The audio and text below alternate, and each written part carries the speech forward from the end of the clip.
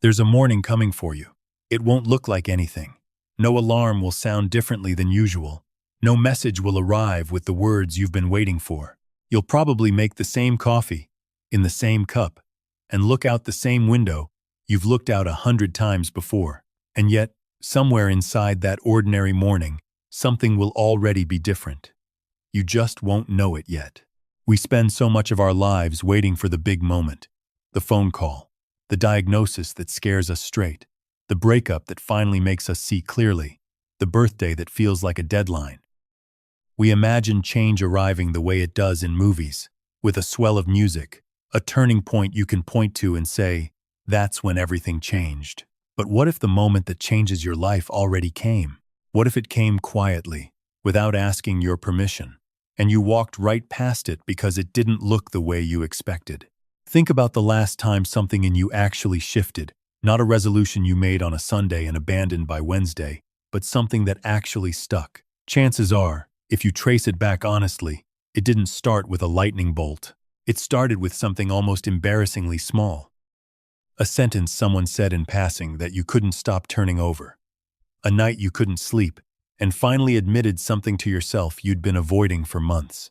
An ordinary Tuesday where you simply decided, quietly, not to keep doing the thing that wasn't working anymore. Carl Jung spent his life studying exactly this, not the dramatic breakdowns, though he saw plenty of those too. What fascinated him more was the quiet architecture underneath a life, the slow, invisible process by which a person becomes who they actually are. He had a word for it. We'll get to that word. But first, I want to talk about the thing underneath the word. Because before you can understand individuation, you have to understand why you're still waiting for a sign. Here's something almost nobody says out loud. Most of us are stalled, not because we lack a plan, but because we're waiting to feel certain first. We tell ourselves a story. Once I feel ready, I'll start. Once I'm more confident, I'll speak up. Once the fear goes away, I'll make the move. It sounds reasonable. It even sounds responsible, like we're being careful rather than avoidant. But notice the trap hidden inside that sentence. It puts the feeling before the action. It says confidence has to arrive first, like a bus you're standing at the stop waiting for. And so you wait. And the bus doesn't come, because it was never going to come that way. Confidence isn't a weather system that rolls in when conditions are right. It's closer to a callus, something that forms only after you've done the thing enough times for your hands to toughen up. You don't get the callus and then start working. The work is what makes the callus. Most people have this backwards their entire lives, and they don't even notice, because the mistake is so quiet. It doesn't feel like a mistake. It feels like patience. It feels like wisdom. I'm just waiting for the right time. But somewhere underneath that sentence, a decade can slide by. And here's the part that stings a little. The longer you wait for certainty, the more that waiting starts to feel like who you are. It stops being a phase and starts being an identity. I'm just someone who overthinks things. I've always been the cautious one. Fear, if you let it sit long enough without questioning it, doesn't just visit anymore. It moves in. It puts its name on the lease. Most people don't fight this feeling head-on. They manage it instead. And the ways we manage it are so common, they've become almost invisible. Endless research is one of the favorites. More courses, more books, one more thing to learn before it's finally time to begin. Busyness works too, filling every hour so there's never a quiet stretch long enough to hear the question underneath. And for some people, the stakes just get lowered, quietly, again and again, until failure becomes impossible, which also means real success becomes impossible, because they never actually attempted the thing that mattered. None of these are character flaws. They're intelligent, adaptive responses to a very old, very human fear. The fear that, if you try honestly and it doesn't work, you'll find out something unbearable about yourself. So instead, a lot of us quietly choose not to find out. We call it planning. We call it being realistic. But somewhere underneath, it's often just fear wearing a very convincing disguise. If any of this sounds familiar, you're not broken, and you're not lazy. You're describing something Jung understood with unusual clarity. the difference between genuine reflection, which deepens your understanding of a decision, and stalling, which only deepens your fear. One moves you closer to yourself, the other just keeps you circling the block. The good news, if there is any at this stage, is that the block you've been circling isn't actually as large as it feels from inside the loop. It only feels endless because you keep approaching it from the same angle, waiting for the feeling to change before you let the action change. Jung's work suggests the far more workable order. Let the action come first, however uncertain, and let the feeling catch up afterward, the way it almost always does. Jung had a name for the process that gets interrupted when we stall like this. He called it individuation. It's a clunky word, a little clinical sounding for something so intimate. So let's set the textbook definition aside for a second and talk about what it actually means in a life. Individuation is the lifelong process of becoming a whole, undivided person. Someone who isn't just performing a role for others, but has actually integrated the parts of themselves they'd rather hide, the parts they're proud of, the contradictions, all of it, into something coherent. Not perfect, coherent. Jung put it plainly in one of his most quoted lines. Until you make the unconscious conscious, it will direct your life, and you will call it fate. Sit with that for a second. The patterns you think are just how life goes for you. The same argument that keeps happening in every relationship. The same wall you hit right before every promotion. The same fear that shows up right when things start going well. Jung is saying those aren't fate. They're unexamined material, running the show from a room you haven't walked into yet. Individuation is the act of walking into that room, turning the light on, not to demolish what's there, but to finally see it. Here's a simple way to picture it. Think of someone you know who changed, really changed, not just switched jobs or moved cities, but became visibly more themselves over a few years. Chances are, you can't point to the single dramatic event that did it. What you probably remember is a series of small, almost boring decisions. They started saying no to things. They stopped explaining themselves so much. They got quieter about some things and louder about others. None of it looked like a movie moment while it was happening. It only looks that way in hindsight, once you can see where it led. That's individuation. Not a single door you walk through, but 1,000 small doors, most of which you don't even notice you're walking through at the time. It's worth being precise about what individuation isn't, because the word gets borrowed a lot these days and stretched to mean almost anything. It isn't the same thing as individualism. It's not about becoming more separate from other people, more self-sufficient in some hard, isolated way. Jung actually thought the opposite. A person who has done real individuation work tends to connect with others more honestly, not less, because they're no longer relating from behind a mask. It also isn't the same thing as self-improvement in the productivity sense. It's not about optimizing yourself into a more efficient version of a role. It's closer to archaeology than upgrading. You're not building a better performance. You're excavating what was buried under the performance in the first place. Here's a second way to picture it, closer to home. Think about the difference between a person who apologizes constantly for everything, even things that aren't their fault, and a person who apologizes rarely, but means it completely when they do. The first person often isn't being kind. They're managing anxiety, trying to preempt disapproval before it arrives. The second person has done some quiet internal work to separate their sense of worth from other people's momentary reactions. Nobody watching from the outside would necessarily notice the shift happening. But it's there, and it changes almost everything about how that person moves through a room. Let's go somewhere less comfortable now, because this is where the real work is. If individuation is the process of becoming whole, then the reason most people stay stuck isn't a lack of information. You already know, on some level, what you'd need to change. The reason people stay stuck is that a whole architecture of unconscious material is quietly running underneath the surface, and most of us have never been taught to look at it directly. Start with the past. Most of us treat our personal history like a verdict rather than a record. We had one difficult parent, one humiliating failure, one relationship that ended badly, and somewhere along the way, we let that data harden into a sentence.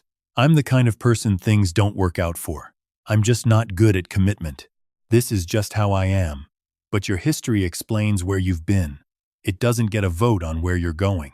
That distinction matters more than it sounds like it should. Because as long as you treat the past as destiny, you never actually have to take responsibility for the present. It's easier to say this is just who I am than to ask the much harder question Jung kept circling back to: who am I willing to become? Here's what that looks like in an actual life. Someone grows up with a parent who criticized everything: the grades, the friends, the way a room was cleaned. That child adapts. Being small, being quiet, being unremarkable felt safer than being seen and picked apart. 30 years later, that same person sits in a meeting with a good idea and says nothing. Not because the idea is bad, because some old, unexamined part of them is still bracing for the same criticism that hasn't been in the room for decades. The past didn't just inform that moment. It was quietly steering it, uninvited. Now let's talk about the shadow, probably Jung's most famous idea, and also the most misunderstood. People hear the word shadow and picture something sinister, some hidden villain inside them. It's not that dramatic, most of the time. The shadow is simply everything about yourself you've decided isn't acceptable to show. The anger you swallow because you were taught good people don't get angry. The ambition you downplay because you were taught humility means staying small. The neediness you hide because somewhere along the way you learned that needing things makes you a burden. None of that material disappears just because you refuse to look at it. It goes underground, and it starts running the show in ways you don't recognize. Think of the person who prides themselves on being endlessly agreeable. Always the one who says it's fine, don't worry about it. Always the one who smooths things over. That agreeableness usually isn't peace. It's often anger with nowhere left to go, so it gets rerouted into exhaustion, into small resentments that never get spoken, into a smile that's doing a lot of unpaid labor. This is where projection comes in, one of the strangest and most useful things Jung ever pointed out.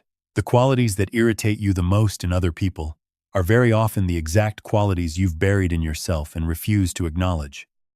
The colleague whose ambition makes your skin crawl might be showing you a hunger you were taught to be ashamed of. The friend whose neediness exhausts you might be reflecting a need you've spent years pretending you don't have.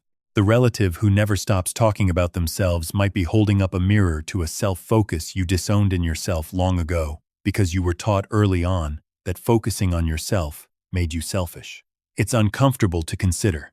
It's also one of the most useful diagnostic tools you'll ever have, if you're willing to use it honestly. The next time someone's behavior gets under your skin more than the situation seems to warrant, it's worth pausing and asking a quiet, unflattering question. Is there a version of this in me that I've never let myself look at directly? And then there's the pattern. The thing that happens over and over, in different rooms, with different people, wearing different costumes, but somehow always ending the same way. The relationship that starts electric and ends in the same disappointment. The job that starts full of promise and ends with the same burnout. The friendship that always seems to end with you feeling used, no matter how carefully you vet the next friend. If you've noticed a pattern like this in your own life, I want you to consider something. It isn't bad luck. It isn't a coincidence that keeps repeating itself. It's unconscious material, looking for a resolution it hasn't gotten yet, running the same experiment over and over, hoping for a different outcome. Somebody who grew up feeling like their needs were an inconvenience might unconsciously keep choosing partners who confirm that story, not because they enjoy the pain, but because some old part of them is still trying to finally get a different ending to a very old scene. This is uncomfortable to hear, because it means the common denominator in every version of that pattern has been you. Not because you're doing something wrong on purpose, but because there's a part of you that hasn't been integrated yet, and it keeps recreating the conditions where it can finally be seen. There's one more piece of this worth naming, because it's the piece people resist the most. The compensatory function of the unconscious. Jung noticed that the psyche has a way of correcting for whatever you've overdeveloped on the surface. The person who's spent a decade being endlessly responsible, endlessly the one who holds everything together, will often find themselves blindsided by a sudden, uncharacteristic urge to blow it all up, quit the job, end the relationship, disappear for a while. From the outside, it looks like a breakdown. From the inside, Jung would say, it's closer to an overcorrection, the neglected, spontaneous, unruly part of that person, finally demanding equal time after years of being sidelined. This is why so many so-called midlife crises aren't really about midlife at all. Their compensation arriving late, loud, and inconveniently, because it was never given a smaller, quieter way to be heard earlier on. The lesson isn't to distrust every sudden urge. It's to take the smaller signals seriously long before they need to become a crisis to get your attention. There's a particular kind of relief that shows up once you actually see this clearly, and it's worth naming, because it isn't the relief people expect. It isn't the relief of suddenly being fixed. It's the relief of no longer being confused. For years, the pattern felt like a mystery. Why does this keep happening to me? The moment you see the unconscious material underneath it, the mystery starts to dissolve, even before the pattern itself has fully changed. You go from feeling haunted by something invisible to finally standing in a lit room, looking directly at the thing that's been there the whole time. Here's the strange comfort inside all of this discomfort. None of it means you're broken. It means there's a part of you waiting to be acknowledged rather than managed. And the moment you stop managing it and start actually looking at it, something in the pattern begins to loosen. Not overnight, but it loosens. So what does it actually look like to do something with all of this? Not in theory, in an actual Tuesday afternoon kind of life. Jung's process, when you strip away the language, comes down to 3 movements: awareness, acceptance, and integration. Awareness is simply seeing the pattern clearly, without flinching, and without immediately trying to fix it. This sounds small, but it's not. Most people skip straight past awareness into fixing, because fixing feels productive and looking feels passive. But you can't fix what you haven't actually looked at honestly. Awareness is the pause before the fix. The moment where you say, there it is again, instead of pretending you didn't notice. Acceptance is harder, because it asks you to meet the pattern without judgment, not to approve of it, not to excuse it, just to stop treating it like evidence of your defectiveness. The anger you've buried isn't proof you're a bad person. It's proof you're a person who learned, somewhere, that anger wasn't safe to show. Acceptance doesn't mean staying stuck there. It means you stop spending energy at war with yourself long enough to actually change something. And then, integration. This is where the daily, unglamorous work happens. Integration isn't a single decision. It's the version of the anger that gets to be named calmly instead of suppressed until it explodes. It's the ambition that gets spoken plainly instead of disguised as false modesty. It's the need that gets asked for directly instead of communicated through resentment. Small, repeated, almost invisible from the outside. Picture that same person from earlier, the one who stayed quiet in meetings because some old part of them was still bracing for criticism. Awareness looks like noticing, in real time, that the silence isn't really about the idea being bad. Acceptance looks like not shaming themselves for the fear, understanding instead where it came from and why it made sense once.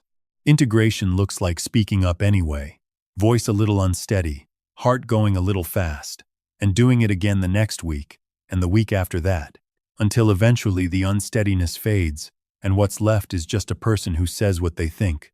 Nobody claps for that. There's no ceremony for the 40th time you did the brave, small thing instead of the 10th. But that's precisely the point Jung kept returning to. The moments that matter most rarely have witnesses. It also helps to expect the process to be uneven. There will be weeks where the old pattern wins anyway. The silence returns. The resentment builds instead of getting spoken. The fear makes the decision instead of you. That's not proof. The work failed. Growth in this sense has never moved in a straight line for anyone. It moves more like weather, long stretches where nothing seems to be happening, followed by a sudden clear day where you notice, almost by surprise, that you handled something in a way the old version of you couldn't have. This is the part Jung understood that most self-help gets wrong. He didn't believe transformation came from one enormous act of will. He believed it came from the accumulation of small, private choices, made when no one is watching, made over and over, until they quietly become who you are. The real victories, he suggested, don't happen in front of an audience. They happen in the private conversation you have with yourself. In the moment your conscience is a little louder than your excuses, and your sense of who you want to be is a little bigger than your fear. Think of a stone carver working on a large sculpture. Any single strike of the chisel looks pointless on its own, a tiny chip, barely visible against the whole block.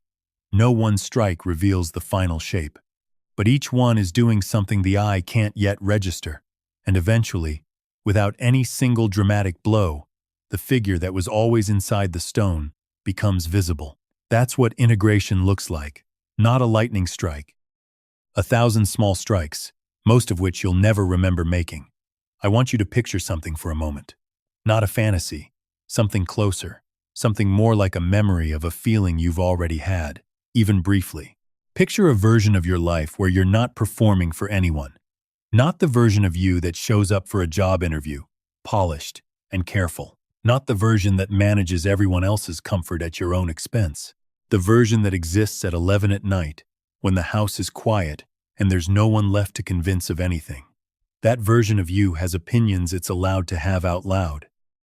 It has needs. It doesn't have to disguise as something more acceptable. It has ambition. It doesn't have to shrink to make other people comfortable. This isn't about becoming someone louder or more aggressive.